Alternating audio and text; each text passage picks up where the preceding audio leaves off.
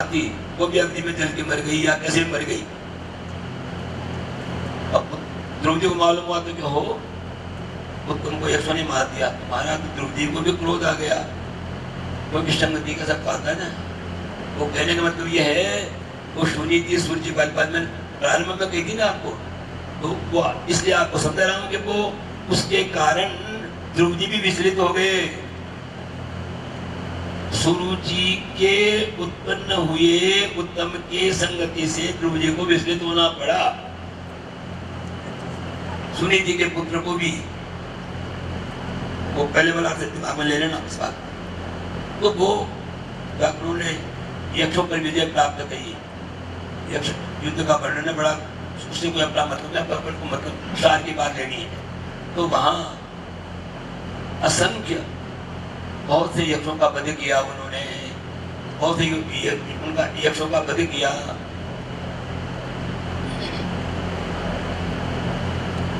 ये अनर्थ कैसे कर रहा है, तो स्वयं वो मनु युद्ध में आ गए। जब घोर युद्ध चल रहा था उस युद्ध के बीच में आए, आकर के उन्होंने जो है सो उपदेश दिया द्रौपदी को। अरे मूर्ख क्या करता है बेटा, अरे तुम भगवान के भक्त हो करके और जितना विचार नहीं करते, एक अपराधी के कारण तुमने इतने हजारों निरपराधियों को मारकुट कर दिया। ये भगवान के भक्त के लिए उपयुक्त नहीं है, छोड़ो इसको। तो वहां वो उन्होंने वही शस्त्र रख दिए। बाबा के कहने से इतना कंट्रोल रहा शरीर, शरीर पर कंट्रोल रखना चाहिए। ये जो रोज है आपने देखा होगा कि आपको जब तक किसी नहीं जाता है ना, बाबा आपको मना करते रहते हैं नहीं ठीक ठीक। तो वैसे जो है सो ये सदा ध्यान रखना चाहिए कि क्रोध को भी कंट्रोल में रखो। गीता में लिखा है क्रोधाद भवति सम्मोहो सम्मोहात् स्मृति विभ्रमः स्मृति विभ्रमात् बुद्धिनाशः बुद्धिनाशात् प्रणश्यति। क्रोध शरीरस्थो महान रिपुः, क्रोध एवं मनुष्याणाम शरीरस्थो महान रिपुः। क्रोध एक शरीर में रहने वाला जबरदस्त शत्रु है जो बहुत नुकसान करता है, इसलिए क्रोध को कंट्रोल में रखना चाहिए। कई जगह देखने में आया है, आप सब लोग देखते हो, तो जड़ में झगड़ा हो जाता है तो उसके घर वाले उसको रोकते हैं, उसके घर वाले उसको रोकते हैं, पर रोकता ही नहीं है। ऐसी बात नहीं होनी चाहिए। क्रोध पर कंट्रोल करो, बुजुर्गों की बात को मानो और अपने शरीर को मन को वश में रख करके और क्रोध के वशीभूत मत हो। ये प्रत्येक उपदेश, प्रत्येक कार्य से, प्रत्येक चरित्र से हमको ये उपदेश लेना चाहिए। तो वैसे क्रोध को शांत कर लिया, शस्त्र रथ में डाल दिए। ये देख करके कुबेर भी जो है युद्ध करने के लिए आया था, कुबेर भी हार जाता है ये युद्ध करता तो, लेकिन स्वयं मनो कहने से हमने कंट्रोल कर लिया तो फिर वो शांत हो गया बात। मानो कुबेर यदि युद्ध करता हार जाता तो भगवान शंकर का सेवक है, भगवान शंकर भी जाने क्या करते, गणों को आज्ञा देते भाई तो इसकी मदद करो, तो दिक्कत हो जाता है। जैसे बाणासुर के भगत कृष्ण के और भगवान शंकर के भी युद्ध हुआ था ना, तो वैसे हो सकता था, लेकिन वो क्यों नहीं हुआ, क्रोध को बस में कर लिया। इसलिए क्रोध को रोकने का उपाय सब बच्चों को सिखाओ और खुद भी पहले उसका प्रयोग करो। यदि खुद नहीं करोगे तो बच्चों पर प्रभाव नहीं पड़ेगा। धूम्रपान करने वाला पिता बेटे को कहे बेटा धूम्रपान मत कर दीजिए, तो उस पर असर नहीं पड़ेगा उसका, निश्चित बात है। असर उसी का पड़ेगा जो धूम्रपान नहीं करता है। एक बार एक महात्मा के पास, महात्मा का नाम तो मुझे याद नहीं, लेकिन एक प्रसिद्ध महात्मा को ऐसे कहीं मैंने देखा है, तो उनके पास एक बुढ़िया माँ आई और उसने कहा कि महाराज यो मारो वायु छे यो एक पेट में कीड़ा है, चिकित्सक वैद्य महाराज क्या चाहिए भाई गुड़ न खावे, सो इन आप समझा दो तो काम ठीक है। बड़े प्रसिद्ध महात्मा का नाम याद है मुझे, आता है बस इसमें तो नहीं। प्रकृति उनका नाम से क्या करना है, उनके काम से मतलब, उनके उद्देश्य से मतलब है। तो महात्मा जी ने कहा कि मैया आज तो आप जाओ, 20 दिन बाद में आना, मैं आपको आपके बच्चे को समझाऊंगा, कोशिश करूंगा कि समझेगा। तो फिर 20 दिन बाद गई मैया अपने पुत्र को लेकर के, बेटा ऐसा करो, गुड़ खाने से पेट में कीड़े पड़ते हैं और कीड़े गुड़ से जो है सो ज्यादा बढ़ते हैं और वो कीड़े तुम्हारे खून को पी जाते हैं, तो फिर तुम कमजोर हो रहे हो, इसलिए उस जड़ को ही काट दो ना, कुछ दिनों के लिए गुड़ खाना बंद कर दो।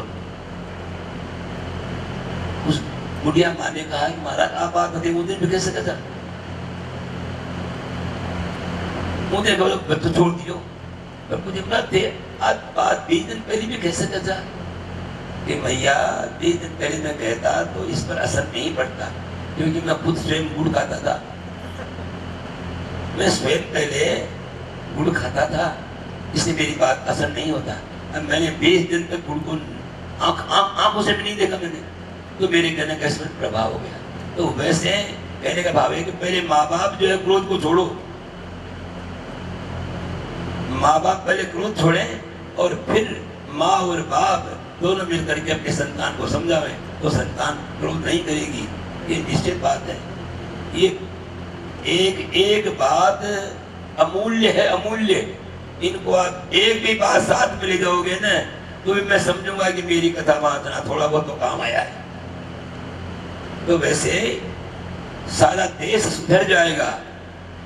गायत्री परिवार वाले कहते हैं ना कि हम सुधरेंगे जग सुधरेगा, बस खुद से सुधरना शुरू कर दो, संसार अपने आप सुधर जाएगा। અહીંયા કોને दूसरा को उपदेश दे रहा तेरा आपको बतुई को ने। तो वैसे ध्रुव जी महाराज वहां गए, छोड़ दिया उसको, जब उसको छोड़ दिया रथ में रख दिया, कुबेर ने आकर के ध्रुव जी को वरदान दिया, प्रसन्न हो गए कुबेर। थे तो शत्रु आपस में, एक शत्रु भाव को छोड़ करके प्रसन्न होकर हाथ धर करके उनके सिर पर कि कुबेर ने कहा कि ध्रुव तुम इतने परम भक्त हो भगवान के, जो बाबा के कहने से तुमने इतना बड़ा हुआ क्रोध तुमने क्षण मात्र में छोड़ दिया। मेरा आशीर्वाद है, जाओ तुम पर भगवान की कृपा होगी और तुम्हारे खजाने में किसी बात की कमी नहीं आएगी। कहा कि मुझे खजाने की तो बात आप संसार जानो और आप जानो, मुझे तो भगवान की भक्ति का वरदान दिया आपने, ये मेरे लिए जो है सर्वोत्तम है। तो वहां आए, 36,000 वर्ष तक राज किया था ध्रुव ने, इसमें प्रमाण देता भागवत ने, 36,000 वर्ष तक राज किया था। अब उसके बाद अपने पुत्र को राज दे करके और वो भी भगवान का भजन करने के लिए चले गए, बद्रिकाश्रम में गए, वहां जाकर के भगवान का ध्यान किया और फिर भगवान का विमान आया, उस विमान में बैठ करके पार्षदों की आज्ञा से बैठे और बैठे तो ध्रुव जी ने जो है सो मन में विचार किया कि मेरी माँ मेरे पिता क्या गति हो रही होगी उनकी। तो उस वक्त जो है सो भगवान के पार्षदों ने विमान में से बैठाया, ये देखो ये माता पिता आपके पहले ही वहां तक पहुंच गए हैं। तो ये ध्रुव तारा जो होता है देखते हैं, 2 तारे और हैं, उनको माता पिता बोलते हैं। इन ध्रुव तारों के माता पिताओं से रात्रि के लग्न का ज्ञान होता है। पंडित जी महाराज मान लो आपको तो पश्चिम से गिनते हैं, कोणों में तो 2 लग्न और दिशाओं में 1 लग्न। मेघ वृष कर्क सिंह कन्या तुल वृश्चिक धन मकर और कुंभ मीन, ऐसे वो रात्रि समय में उन तारों से लग्न देख लेते हैं विद्वान लोग। ऐसा गुरुमुख से सुना है, देखा भी है और प्रयोग करके भी देखा है, वो लग्न बिल्कुल सही बैठता है। तो माता पिता को देखा कि फिर भगवान के दरवाजे पर जो है रुक गए ध्रुव जी, ठेठ नहीं गए।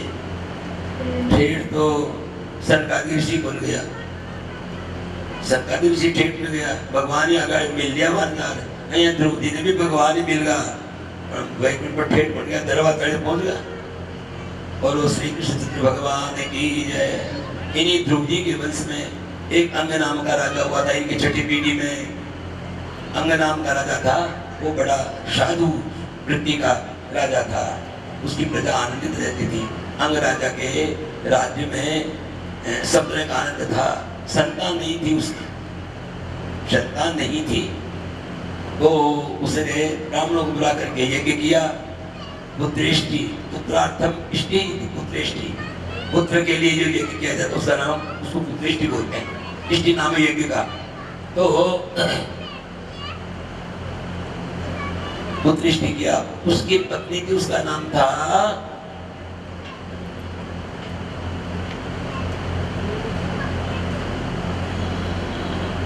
वो मृत्यु की पुत्री सुनीता।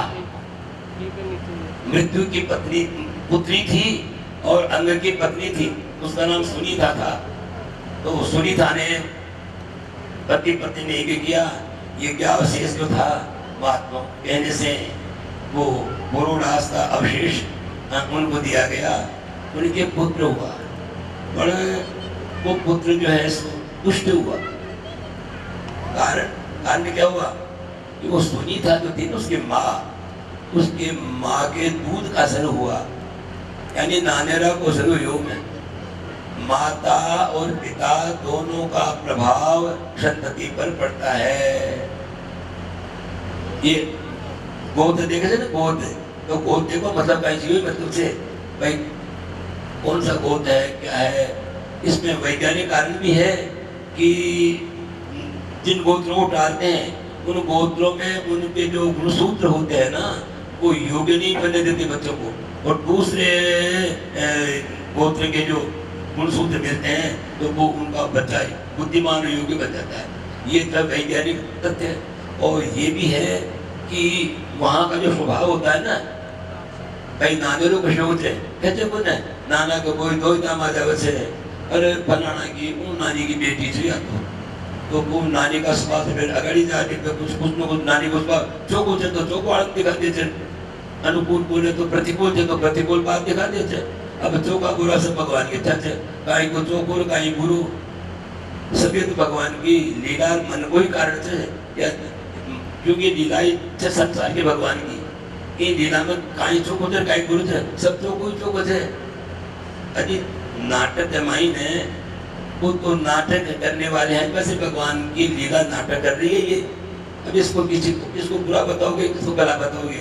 ये है कि जो अनुकूल रहे उसको सबको लेना चाहिए, और जो किसी को दुख दे उसको कम लेना चाहिए। गीत आती है। ऐसे ही प्रत्येक व्यवहार में बना लोगे ना तो फिर मनुष्य का भव सागर से छुटकारा हो जाएगा। भव यानी उत्पन्न होना, भव सागर ये समुद्र में तरबो मुश्किल है ना, मरबासु जीवासु जन्मसु मुक्त वो मुश्किल है। तो एक उपाय है भगवान को भजन, और यो ही शास्त्र में बताया है। तो भवसागर को उसी प्रकार पार कर लेना चाहिए। तो ऐसी स्थिति होती है। तो वो सुनीता के कारण वो वो अदम था। लोक वेदते विमुख भा, रामायण में लिखा है, अधम को वेणु समान। लौकिक मर्यादा भी नहीं मानता था वो, और वेद की मर्यादा भी नहीं मानता था। उसके दस्ती को सही करता था। सूर्य पर चलता था वो, सूर्य पर चलता था वो उस नीति पर नहीं चलता था। तो वैसे अब अंग राजा अपने पुत्र के अपराधों से, उसके पाप कर्म से दुखी हो गया। उसने विचार किया, अरे क्या किया जाए, हे भगवान क्या हो गया ये मेरे ऐसा पुत्र क्यों पैदा हो गया। तो उसके दुख से वो वन में चला गया। वन में जाकर के इस प्रकार छुपा जो राजा के गुप्तचर भी उसका पता नहीं लगा सके। यानी मंत्री लोग देख उन्होंने खूब प्रयत्न किया, लेकिन राजा उनके किसी भी की पकड़ में नहीं आया, भगवान के ध्यान में लग गया। और महाराज ये होता है कि बेटा कैसा भी हो राजा का, उसको राज्य देने का अधिकार था। आजकल तो वोट से होता है काम, पर उस जमाने में वोट नहीं थे तो भी लोगों की रुचि से काम होता था। ये भी वोट था एक प्रकार का, ये वोट तो क्या है, कैसे भी हो जाएगा, लेकिन वहाँ उचित बात मानते थे। शास्त्रों के बाद, ऋषियों के बाद, ब्राह्मणों के बाद, बड़े बड़े बुजुर्गों के अनुभवी व्यक्तियों के बाद मानते थे, उसके मुताबिक राज्य देते थे आपस में। और खैर को तो विशेष परिस्थिति में लिया जाता है, लेकिन वहाँ उसको अंग के बाद भेड़ ही राजा बन गया। अब भेड़ तो राजा होकर के वो तो उत्पाती था ना, उसने क्या किया कि राज्य माते सब जगह कह दिया कि न यष्टव्यम न दातव्यम न होतव्यम कदाचन। अरे कोई यज्ञ मत करो, कोई दान मत करो, कोई जो है सो किसी भी ब्राह्मण और किसी भी ऋषि की सेवा मत करो, और कोई मेरा कोई भी हवन नहीं करे, कोई जप नहीं करे, कोई तप नहीं करे, और कोई करे तो मेरे नाम से करे, मेरे नाम का हवन करो, मेरे नाम का जप करो, मेरे नाम का तप करो। अरे देखो शास्त्र में लिखा है कि राजा ही ईश्वर का स्वरूप होता है, दिखा भी है वास्तव में, लेकिन वो परिस्थिति बस अलग अलग बातें हैं ना। जो प्रजा को सुख देता है वो है पिता तुल्य, तो जो देने वाला कहेगा पिता, तो वो लोग दुखी हो गए। महात्मा लोग छुप करके हवन कर दे तो उन बुलाकर कारागृह में डाल देता, और वो जो है सो उनको पीड़ा पहुंचाता था। अब सारे ब्राह्मण विचार किया कि चलो भाई राजा तो रहा नहीं, अंग तो अरे ये पुत्र है, इसको चले समझा रहे, उस अच्छे राजा का पुत्र है। तो उन्होंने जो है सो उसको आगे समझाया कि राजन यथा राजा तथा प्रजा, ऐसा राजा होता है ऐसी प्रजा हो जाती, इसलिए आप धर्म कर्म बंद मत करो और भगवान के नाम का यज्ञ हवन आदि होने दो, जब तक होने दो। जो शुभ काम होता है वैदिक मर्यादा का पालन करो, वैदिक जो रीति रिवाज है उसको बंद मत करो। अब वो तर्की था, और सत्य तर्क से सिद्ध नहीं होता है, सत्य तो अनुभव से सिद्ध होता है। तर्क करने से किसी भी बात को खंडित की जा सकती है। जैसे आजकल वकील लोग बहस करके चोर को साहूकार, और साहूकार को चोर बना देते हैं, तो तर्क से कभी सत्य सिद्ध नहीं होता है। तो वैसे अब वो कहते हैं कि देखो जी आपके शास्त्र में लिखा है ना कि राजा ही तो ईश्वर है, राजा ही जो है राजा की आज्ञा का पालन करना चाहिए। तो तुम राजा के शरीर में ब्रह्मा विष्णु महेश निवास करते हैं, तो सब विष्णु ब्रह्मा शंकर जिसका भी तुम हवन करो वो मेरे नाम से करो, सबको मिल जाएगा।